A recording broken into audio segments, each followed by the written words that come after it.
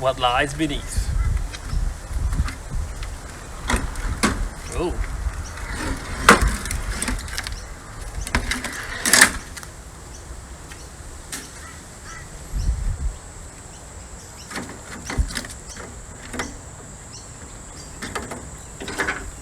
Clutch line, don't need it. Oh.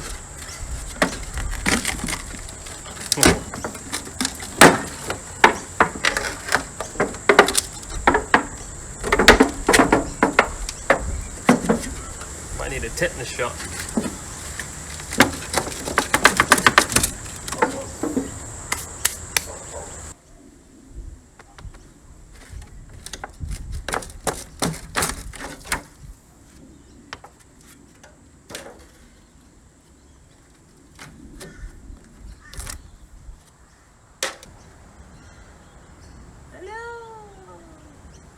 Like I said, it's really easy to pull these old things apart. They just unbolt. They were designed back in the 50s, army, whatever, so a bit like Lego.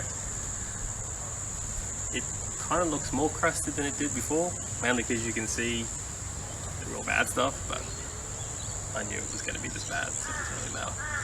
Pulled all the clutch master cylinder off, some weird looking motor for the, I think it was an electric aerial, maybe, don't know. And then this lovely part right here, Swiss cheese.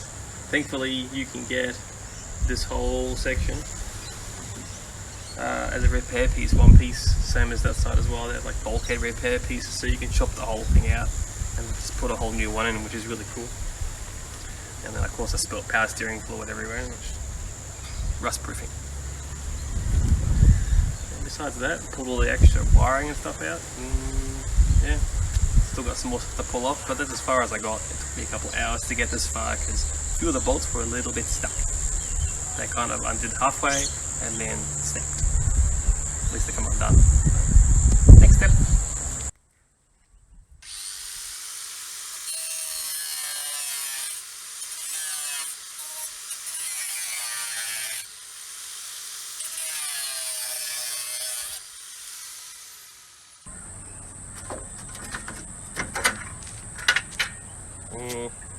And make more hole.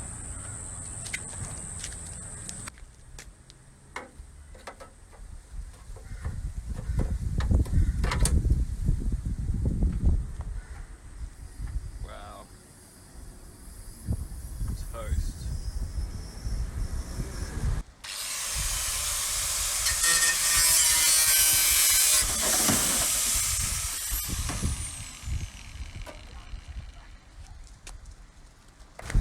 So I just kind of skipped ahead a bit.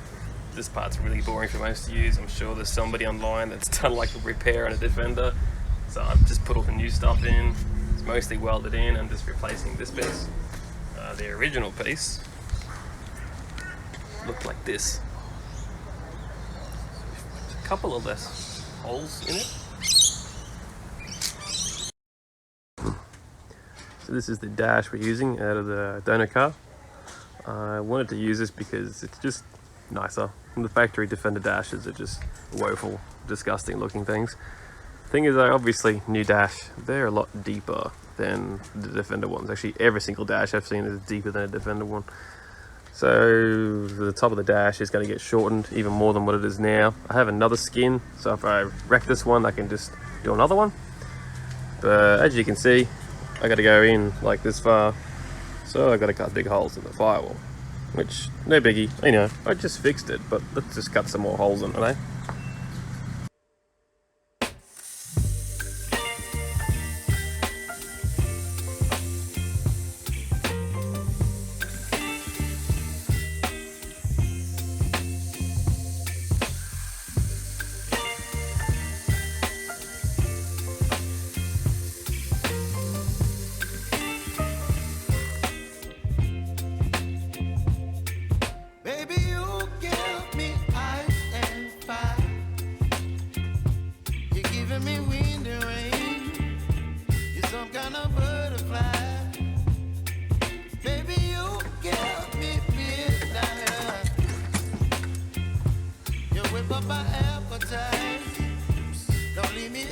It's really flimsy, but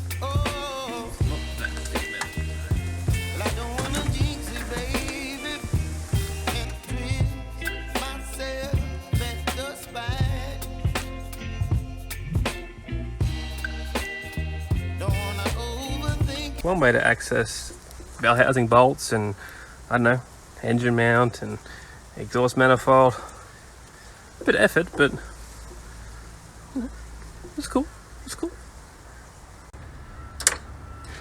So that's another good thing about Defenders, is they're put together well.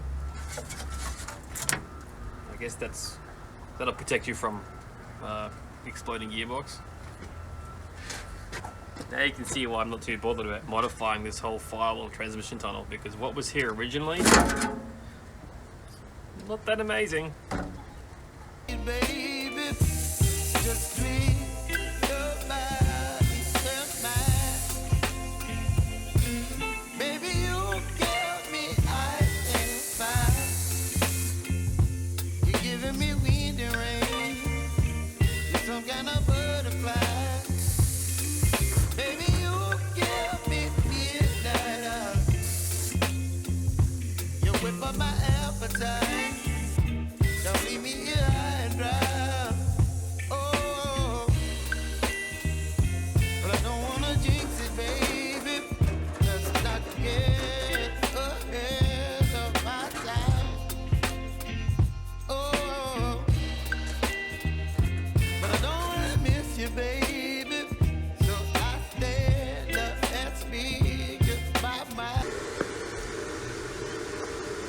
Yeah.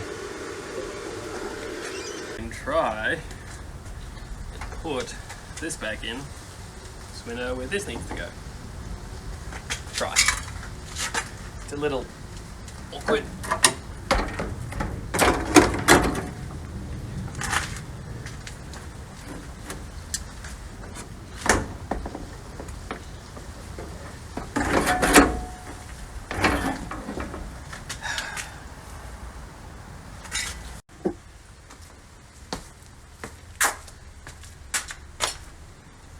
So now I've cut most of the firewall out.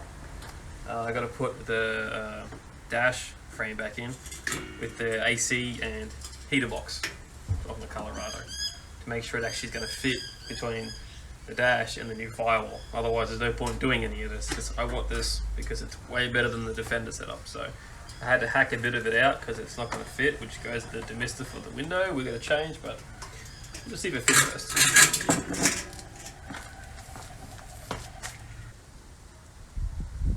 Doesn't fit.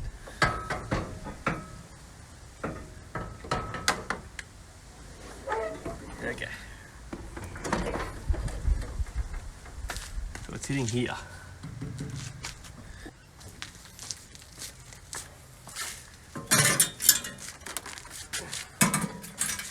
And the problem is it's hitting on this section here. That's where that metal's coming across. I can trim it a little bit more off, but not much, because there's a seal here. This is the part that's going to get blocked off, but it's this part here.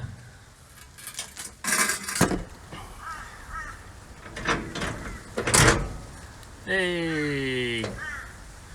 Oh, finally!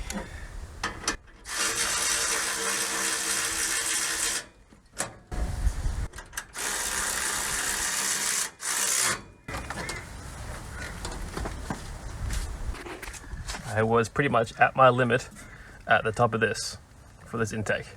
Any higher, it could go a little bit higher, but any further forward, and the part that needs to stay inside would have been outside. This is going to be going. This is going to get blocked off here. That was the external air supply. So very lucky, very lucky. So now I have these brackets made up. They're still rough, I know. Not that you'll see them when everything's done and finished, but I just got to weld this bracket to the firewall along here, clean these up, and then the dash fixture will be able to be bolted to the firewall, and I can take all these zip ties off, and then we can see what else I need to get chopped. A lot of chopping still. So I kind of skipped forward a bit because it took me forever to get to this point. I've now started to weld it.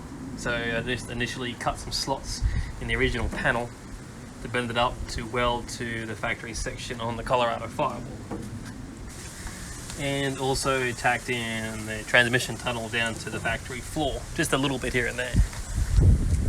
We're going to do a little bit on this side now, just so I've got both sides tacked in a little bit and then fill in the spots. And I got this sheet metal that's like 1.7 mil thick, which is actually a little bit thicker than the factory firewall, which is better anyway, so I'll use this.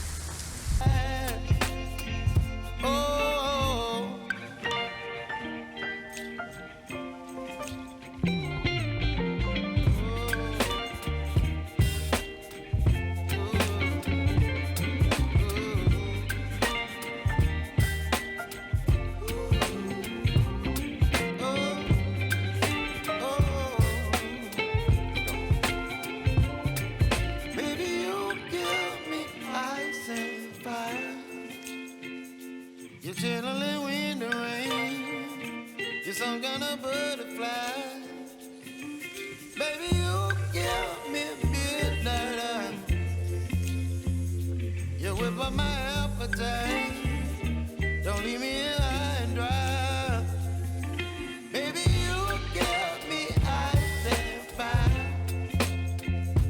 You're channeling wind and rain. You're some kind of butterfly.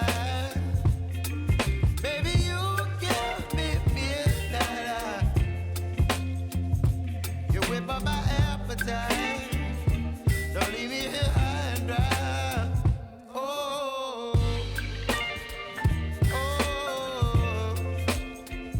oh, oh,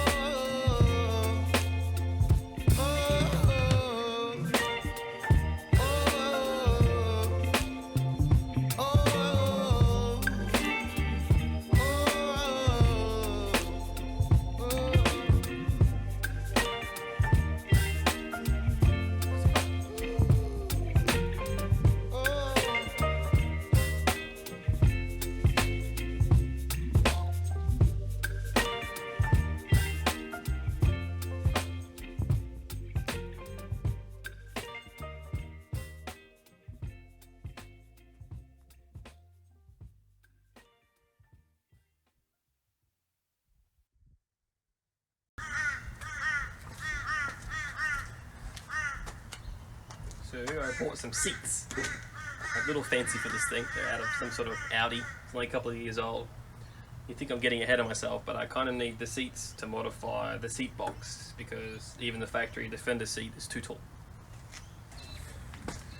And the cool thing is, obviously being a newish car, is it has electric adjustment. It has all these plugs. I don't really need any of these plugs. All I need is power and ground. And you can make the seat move, which makes it really cool to adjust it to wherever you want. It's even got lumbar support on this little circular thing, so that's really cool that I can do that.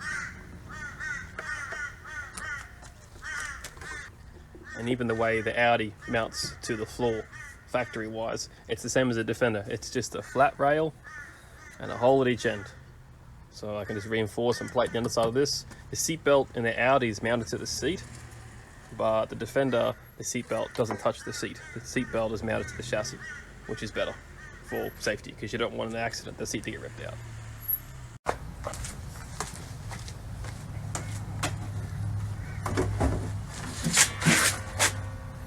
I see why people like Defenders. It's like a big Lego Meccano set.